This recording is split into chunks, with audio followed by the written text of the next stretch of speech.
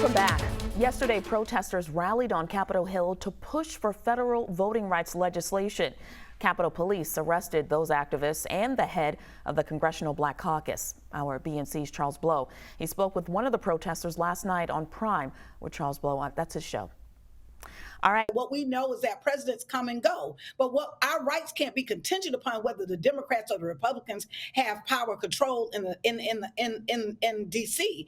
That what we need is legislation that is going to protect and also to make sure that if you're not punished because you live in a deep red state in the deep South, that literally that we all have equal access to the ballot. And we think that the Vote for the People Act does that, and the John Lewis Voter Advancement Act. And for all those people or naysayers that say, well, it's already dead in the water. Well, that's what people said to LBJ. Let's remember that LBJ, his shining moment, actually wound up being the civil rights law. But in fact, he did not want to sign it. He was very open and public about he did not think it was the time, nor was he interested in signing it because it would actually bring a rift in the party. But in fact, he signed it. Why did he sign it? Because the public pressure literally created the environment in which that is to happen. And so we also believe, those of us that live in the Deep South, we also believe we have seen those circumstances where we have to shift the environment so that we can actually move and advance an agenda that's going to look out for our communities.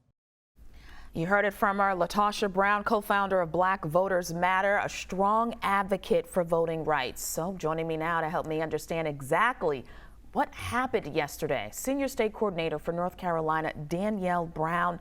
Thank you for joining us. First of all, can you just briefly walk us through what happened yesterday? You were there, you weren't arrested, but you witnessed the chaos. Yes, absolutely. Thank you guys for having me.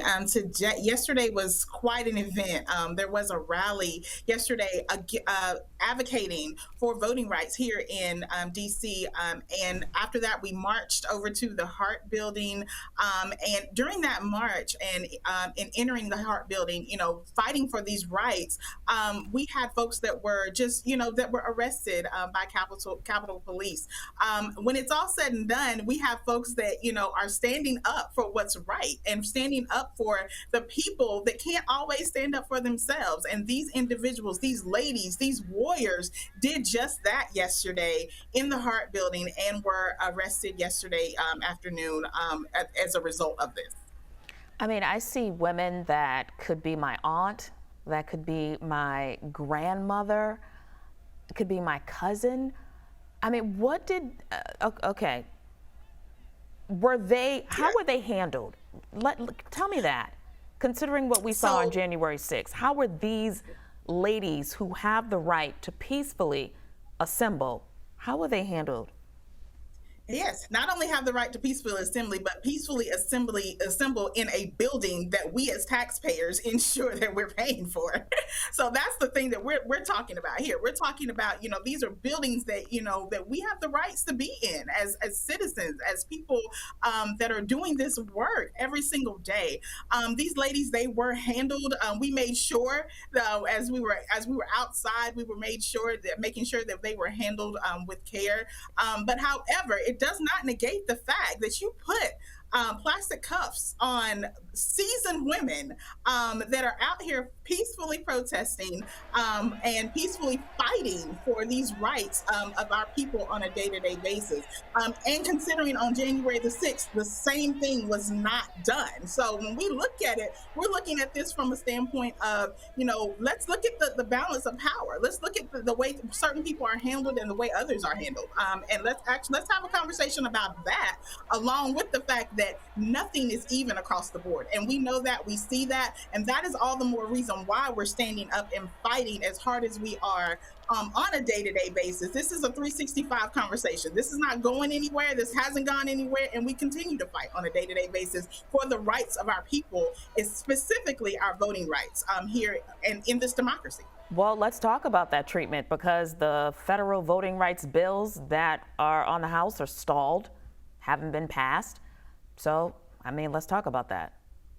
Absolutely. When we talk about that, we're talking about you're holding, what gives you that right as an elected official who we elect you. That's what I don't understand. We elect you into these offices, into these spaces. So, you're holding up rights of the folks that elect you into these offices. You're holding up the rights of the individuals that give you the right to make these particular decisions on our behalf. And they're not being made on our behalf. They are not being, you're not advocating for us. We're doing the advocating. We're pushing in the streets for these voting rights to happen on a day-to-day basis, just like we were doing in the 60s.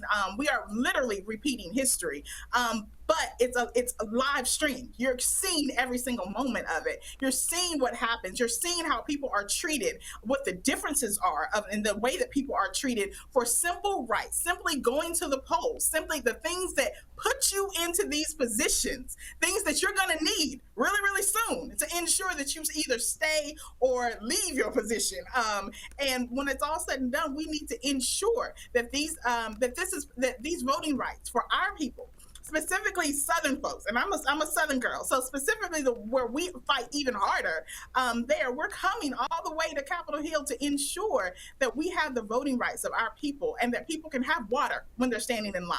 They can have the right to go vote. They can have the right to a ballot box if they're unable to walk into a building because of a pandemic. They have the right to be able to put their ballot in the mail if they don't feel safe in going to an actual precinct. These are the things that we are actually fighting for on a day-to-day basis. And now you add on top of that the right to be able to peacefully protest. There's a lot going on right here for Black women, but Black women are standing tall, Black women are standing together, and Black women are saying enough is enough, and that we're here to fight, and we're fighting together. Well, let's talk about those Black women who are standing up, who are fighting, who were on the steps of democracy, doing what the Constitution entitles them to do. How are they doing today, and what's next? These women, oh my goodness, these are our sheroes. These are, as you stated earlier, they could be our grandmothers, our aunts, our cousins. These are our sheroes. These women are on fire. They are great. They are pushing forward. They are in a meeting right now with our VP here of the United States. So these women they're not backing down. They're not saying that we are stopping because we were wrongfully arrested. Yes, okay, thank you, you arrested us. We got that done and over with. So now let's keep it moving. What's the next steps? These women are pushing us as other young women out here to keep moving forward and to have conversations and can keep this fight burning no matter who in what space you're in. We never left their side yesterday. Everybody stayed until the last person was released. And when that last person was released, we got right on the phone and we were making plans and we were making things happen as right after everything was going on, actually during things that were going on. So I can truly say that these women are amazing. They are our sheroes. They are the ones that are pushing these rights. They are the ones that we are following. I am happy to say I'm following, and happy to say that are continuing the fight on a day-to-day basis for the rights of our people and the rights that we have on a general basis. Well, in the words of John Lewis, it seems like they got themselves into some good trouble. Danielle Brown, thank you. Thank you. Thank you for joining me. Have a good weekend, and please keep us updated as to everything that's happening on the Hill with this. And we'll be right back with more news that matters to you. You're watching BNC Live.